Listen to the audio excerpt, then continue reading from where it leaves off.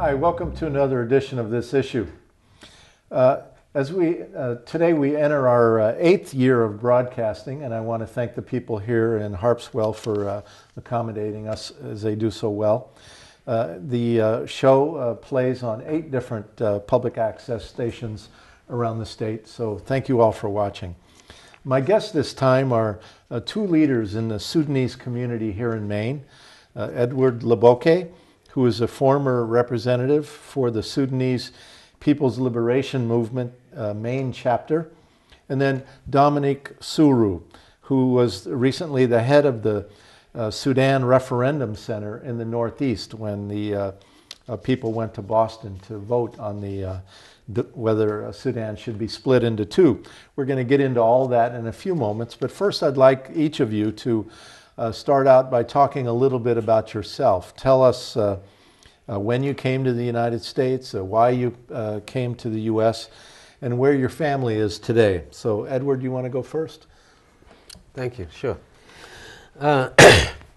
Thanks, Bruce. My name is Edward Laboke, as you have already introduced me, and my role also has been, as you have introduced, I'm a former SPLM representative chapter in Maine, and have been also a task force member or referendum task force member.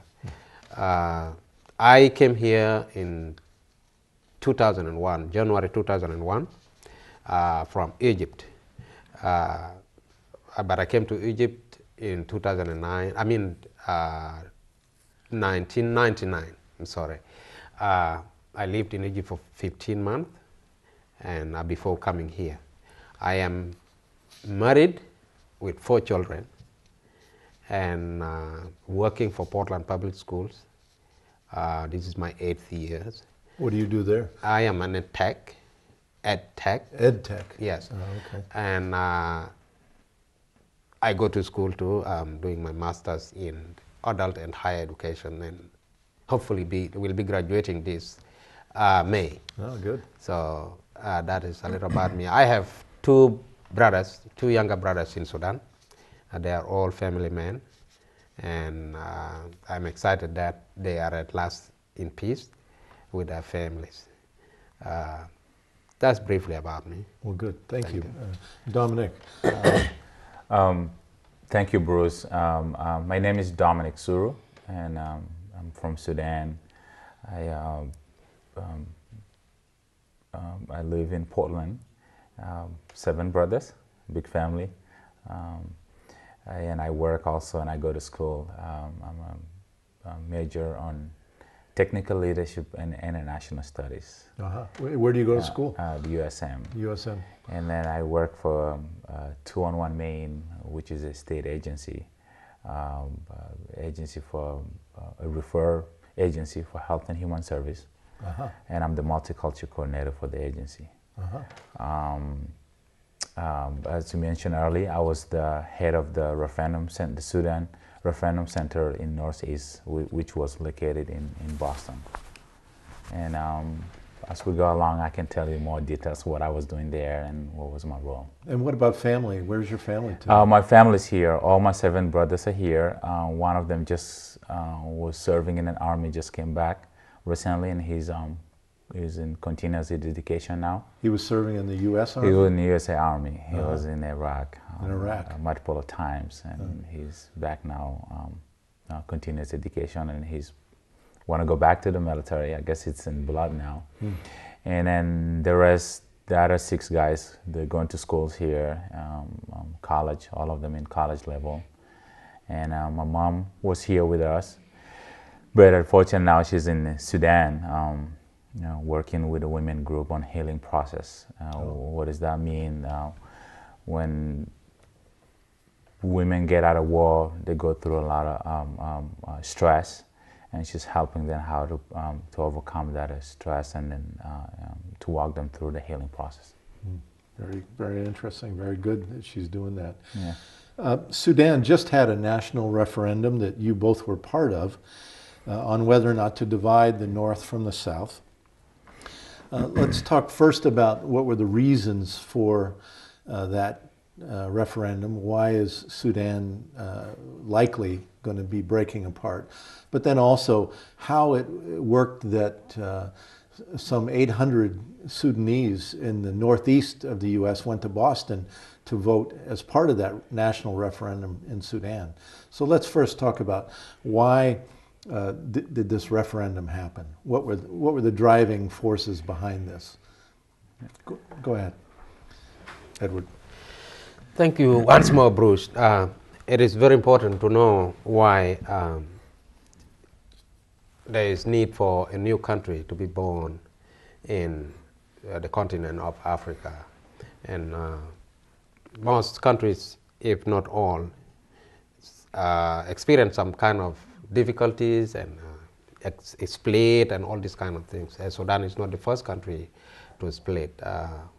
We witnessed in recent years a huge country in Europe, like Yugoslavia, is no more. It is now part of 4 different countries. Sudan had a lot of problems that I cannot be able to elaborate and explain all of them. But what is very clear is that Sudan, the largest country in Africa, it is a third of the United States. A third in size? It's a third in size. Wow. It's 1 million miles, square miles, and the United States is like 3 million point something square miles. So it is just a third of the United States. I'm very proud. I was very proud of keeping Sudan together because of its size, its diversity, it's all of what Sudan have. But politics usually bring conflicts. We had 50 years of war. Sudan lived as an independent country, political independence for 50 years, but within these 50 years, a lot of it has been a struggle between the people of Southern Sudan and Northern Sudan. And recently, another war broke out in the Western Sudan. So it's all because of lack of power sharing, lack of sharing resources. Those are major things that cause those problems. Yeah. Sudan, I have traveled across it, the east, the west, the north, and the south. The center is like a different country. The center where power is concentrated looks like a different country. But if you go to the north, to the east, to the south, to the west, it's like these are totally different world. So I think that is a major issue. And then, of course, that is economic power. But then political power, too, has been concentrated in the center. In the capital of Khartoum. In the capital and the Gezira area. It's just an area, very limited area. But all the leaders come from there. All the resources are used to develop those areas and not other parts of Sudan. I think that is a major issue that pit the country into war among its own members and eventual separation if the South goes, yeah. Which looks surely. Dominic, you want to add something? Well, I want to add a couple of things to what Edward just expressed. I think also, on top of what Edward said, there was a religious problem. The Arab in North want to mobilize all the people in the Southerners to different view, which was to bring Islamic religions to South, and then to change even the rule of the country or the law of the country to Sharia law, which is hard to be emphasized or implemented in South. And as Edward also mentioned that the sharing power, the people in South are not considered as a full citizen. And they're not shared within the power of the country. And those are the things that really lead the country to war, plus what reasons that Edward just mentioned. Yeah. So Can I add something about the religious piece? Go ahead. Go ahead. I think the religious piece became part of this problem in recent years, but the central issue was power sharing and development and resource sharing. The religious issue became part of the problem because when Southern Sudan became very powerful militarily, I think the North has to mobilize its allies using religion so that they get resources for the war. And based on their understanding that the South is mostly Christian and they were mobilizing other Christian worlds against Islam. So the North used Islam as a weapon to mobilize resources for them to win the war. And that is why religion became part of the issue. And also in 1983, which is recent, but the war started earlier, the struggle between the North and the South started earlier. In 1983, when Sharia was declared, the constitution was changed that if you are not a Muslim, you can't become the president of Sudan. So there was no separation of religion and the state. That added another religious piece into the conflict. So religion became part of the issue very lately. But the Arab supremacists and the concentration of resources in the North, power in the North, the entire North, but that center of Sudan was the problem. Okay, well, I think that's clear. Thank you both. Recently then, the early part of January, there was the referendum in Sudan, but also in places around the world where Sudanese populations have migrated, correct? Yeah. The referendum was in Sudan, and then 8 countries around the world. And the countries are Kenya, Egypt, United States, Canada, Australia, and then Great Britain, and then Uganda. Those are the 8 countries where the referendum were held. And that was because the Sudanese people have migrated to those various places. Exactly, because of the population of the Southern Sudanese. And then also the referendum was only for Southern Sudanese.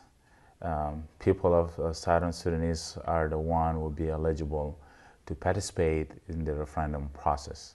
Why was that? And then, what if a person was from Northern Sudan? That you're saying they couldn't vote, or? I think the issue of referendum was embedded in the comprehensive peace agreement that was signed in 2005. The first, the first part of the agreement was that Sudan has to maintain unity. Unity has to be given a chance, even if there was a chance, but the people in the center of Sudan who were holding the power squandered the chance. Another chance was given for 5 years, for 6 years, so that unity should be made attractive to all the Sudanese, especially the Southerners who felt they were not being well represented in the government. But if unity is not made attractive, then the people of Southern Sudan have another option, and that is to vote for their destiny. If they want to be part of that, so all Sudan, or United Sudan, or they want to be they want to be a separate country. Okay. And that is why the vote has to only concentrate to the people of Southern Sudan and not people in Northern Sudan. Okay. And so in the U.S. then there were different cities, but Boston was the Northeast Regional Voting Center. And so, Dominic, you were the head of the referendum center there in Boston. And Edward, you helped organize people to get from Portland up to Boston. You told me earlier that more than 8 buses were rented to move people up to Boston for the vote. Yes, we were looking for up to 8 buses based on the number of registered voters. But through the help of agencies such as United Way, Peace Action Maine, NAACP, we were able to get 5 buses. Of course, with the effort of the community too. The community has also contributed some money. We were able to rent up to 4 buses at $900 each. So we did that, and then the rest of it we had to complete by carpooling and driving back and forth until we had to finish. Everybody was registered. But Dominic knows exactly what they were doing in the center. Well, that's what I was going to ask you. Once people got there, what happened? Well, the referendum was 3 pieces. The first piece was people will come in and register, and then go back and come back and vote for the polling. But between the polling and then the registration, there was a week that was set up for exhibition. They call it Exhibitions Week, where we will post the name of the people came and register in the center, and then we'll give a chance for the community for any community member who had registered, if they think that somebody that registered and they're not from South, they can come and object that person, and then we will take that case to the construction committee, and the construction committee was a group of people that are representing the local court of the Southern Sudan. Yeah, and that went well. You didn't have.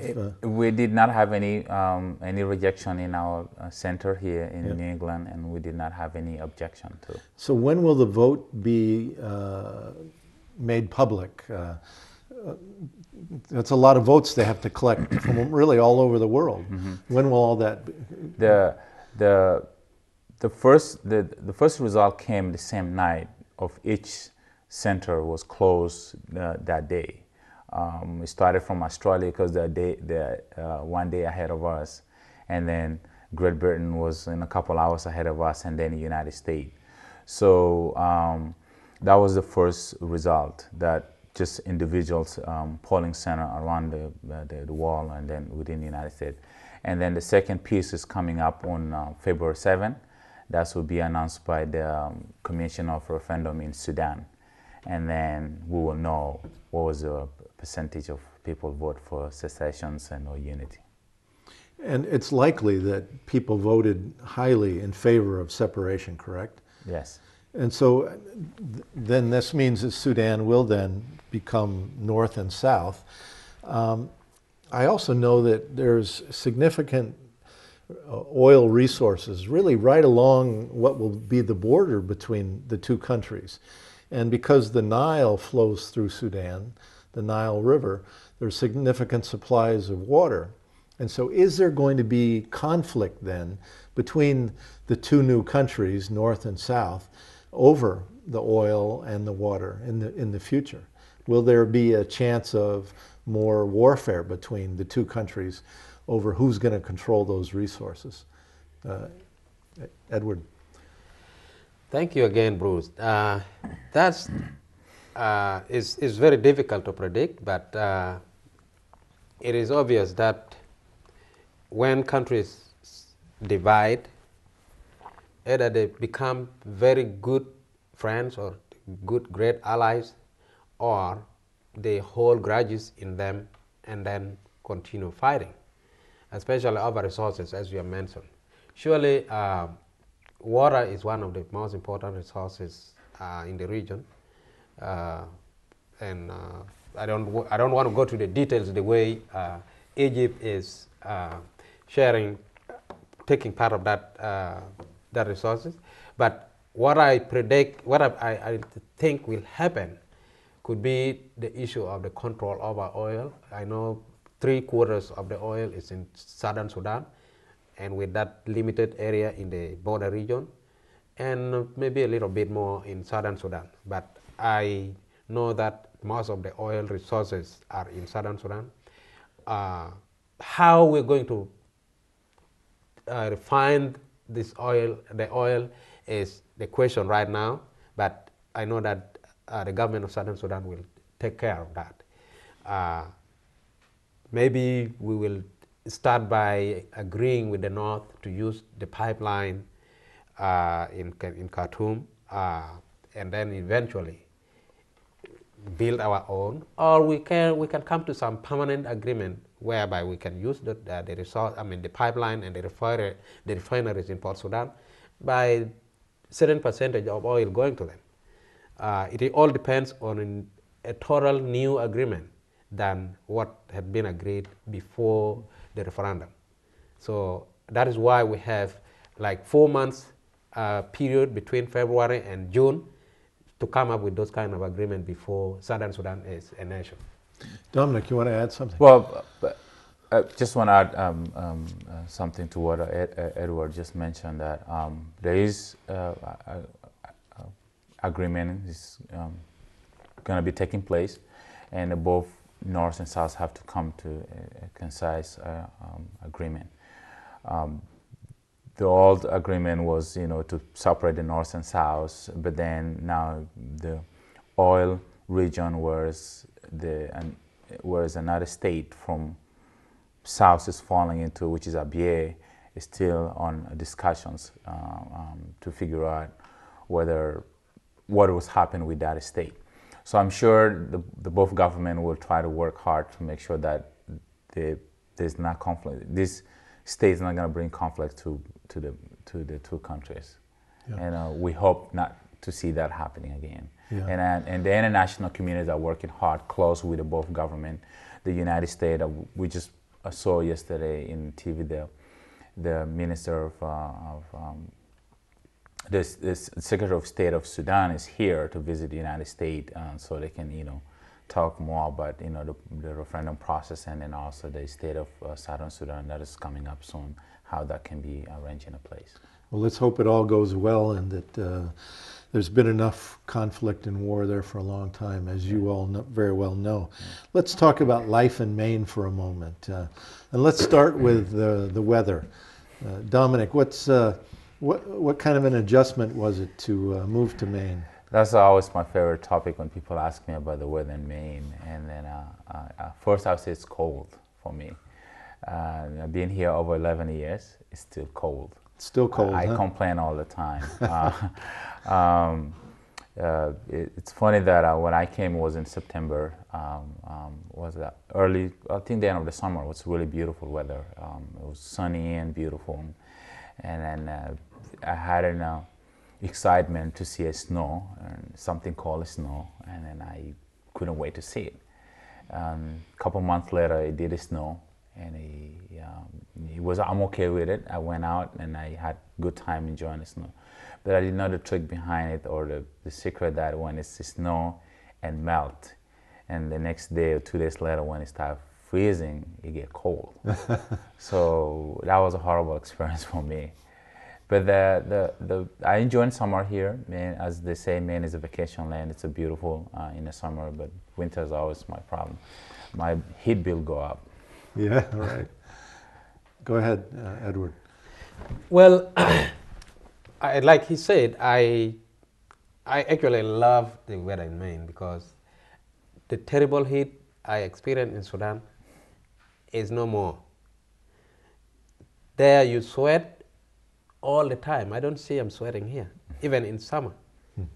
It is just great for me, because there is the way to control it, and I am happy that I was able to see snow also. I learned it in my middle school and my high school about snow covering the ground and all these kind of things. I never expected I will even see or touch the snow, but today I'm part of that culture. I'm very happy, and my kids are enjoying it too. I don't think I can live anywhere in the United States than Maine. I love Maine. Although people complain it's cold, for me it is just great. Let's talk about the Sudanese community in Maine. How is it structured? Is there an organization? Are the people together? What communities, what cities are the Sudanese mostly divided amongst? There's a two city most that are with the biggest with the population of Sudanese. Lewiston area, which is recently started a couple years ago, but Portland being the city that where the Sudanese community resettle. The population of the Sudanese, according to the Catholic Church, the estimate a couple years ago was over 3,000. But I don't have the accurate numbers of the population now. I would say between 2,000, 2,500, something like that. And then the way the community is structured is the Sudanese community, section of Maine, and then you have the small ethnic community also under that Sudanese community umbrella. Edward, how's the job situation for most Sudanese? Are people able to find work? Well, I've been here for 10 years, and out of that I held my job for 8 years, because the first 2 I was just juggling around, moving from job to job. And I know of people who held on their jobs for not less than 5 years. And I think generally people have been working. Some people move from job to job. Definitely, as the economic turn is putting a toll on everybody in America, I think we are part of that community. So if there is anything to do with lack of job, it is not only on the Sudanese people. I think it is on everybody. But all I know is that most of us are working, and we are doing well.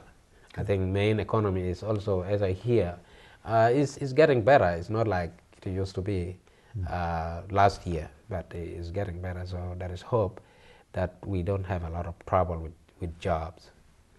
We have just a couple minutes left. I'd like to give you each maybe about a minute each to just say something in conclusion to the audience about what you would want them to know about life for the Sudanese here in Maine today. Well, I will start by giving a thanks to the citizen of this great state. If it wasn't them, what happened in Sudan won't be happening. A lot of people stood behind the Sudanese community in Maine through all the rallies that have been taking place in Washington, D.C., the rallies that have been taking place in our downtown here, to bring it to the attention of the international community and then also the government of this country. So I will, thank them for them, and also hope that we'll continue that relationship that have been taking place. And just less than a minute. Well, as I mentioned before, I am old. Maybe I can go back to Sudan, but my kids, this is their home. And I know they may visit Sudan. This is their home, and anywhere in the world, if it is welcoming to you like Maine, like United States, I will go with that. But as Dominic has said, we are very thankful, first of all, to President Bush and to all those who help us pass messages out about Sudan. And today, Sudan is known all over the country, especially during this time of referendum. We want you to go there and see it for yourself and help build that new country that's coming up.